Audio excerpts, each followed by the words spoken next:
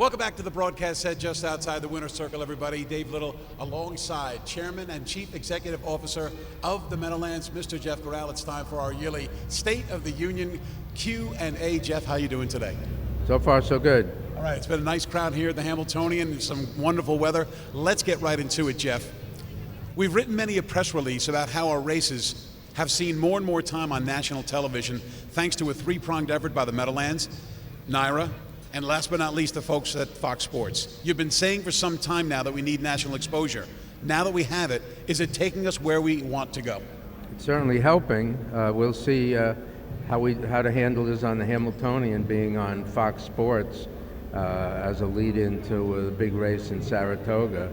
It's definitely helping. I mean, our export revenue is up considerably, and that's really where the TV helps the most, is on the export side. So yeah, I'm happy with it. They do a good job, and we have a good team.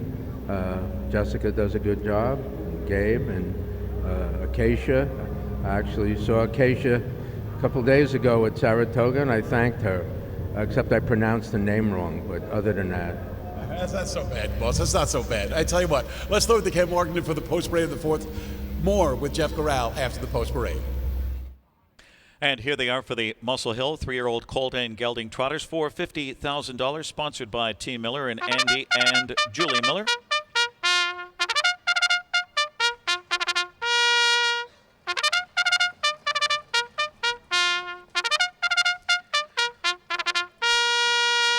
Number 1 is Diapper with Yannick Gingras driving, trained by Lucas Wallen for Quite the Dapper.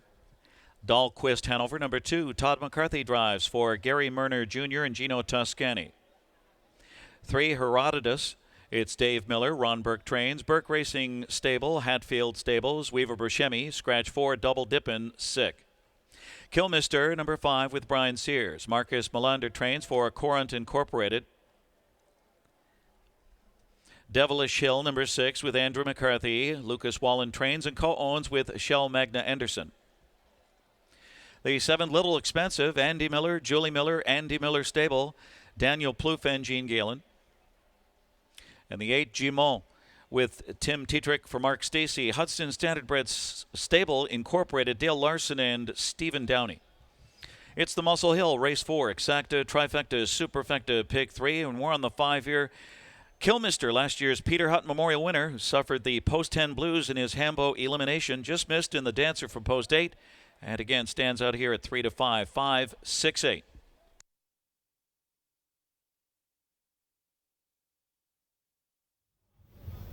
All right, folks, we're back with Jeff Gural, CEO and Chairman of the Meadowlands. And Jeff, last year we averaged $2.75 million in handle per card. By Meadowlands standards, maybe not so great, but certainly on the harness curve, excellent. This year, we've bet over $3 million on 48 of our 62 race cards and are averaging $3.1 million a night, a Gural era best. What do you attribute to our success at the windows this year?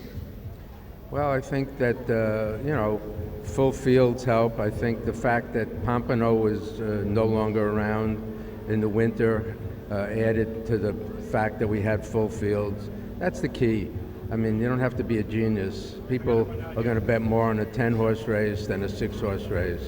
And the amateurs, Jason, I think a third of the handle last night was bet on the 2 amateur races.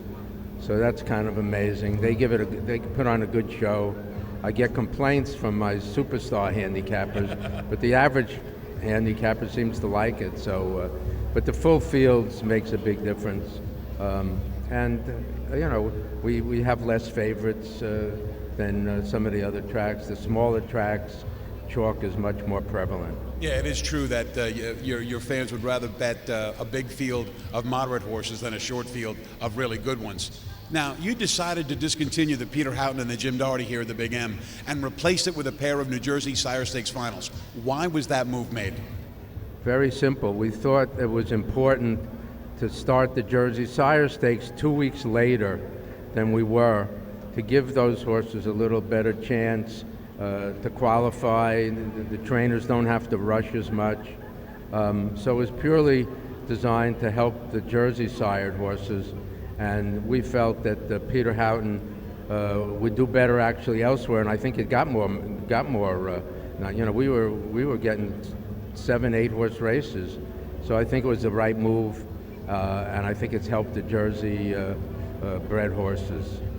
The uptick in breeding in the state of New Jersey has been remarkable. How much of that can be attributed to what Governor Murphy and the New Jersey State Legislature did to get a $100 million appropriation for the horse racing industry? Well, I think we'd be out of business without that. We're competing with Yonkers. They get $50 million for purses from slots. Pocono, Chester get $30 million, and even we get $6 million. It's not a lot, but it's enough to make us competitive. Without that, we'd be doomed. We meet here every year, Jeff, and you tell me every time that some type of casino will eventually come to the Meadowlands. Number one, do you still believe that's the case? And number two, what has prevented casino gaming from coming here to this point? Well, as you know, it needs a constitutional amendment, and I think that last time it was designed to fail, to be honest. So we learned a lot. I think we're just going to have to be patient, let New York open, and hopefully people are going to say, why am I driving over to George Washington Bridge and sitting in traffic and paying $18 to get to Yonkers? And once we see that, then our goal would be to put it on the ballot, and it'd be just for the Meadowlands, not for any other part of New Jersey. And I think it'll pass, and you'll see a casino here. How much of the business model success can be attributed to the Victory Sportsbook that we have here at the Big M, the biggest in North America? Without it, I don't know if we'd be open. They've been a great partner. People may not realize, but FanDuel here, we do half the business in New Jersey, and the other 9 casinos and 2 racetracks divide up the other half. So we completely dominate sports betting in the state of New Jersey.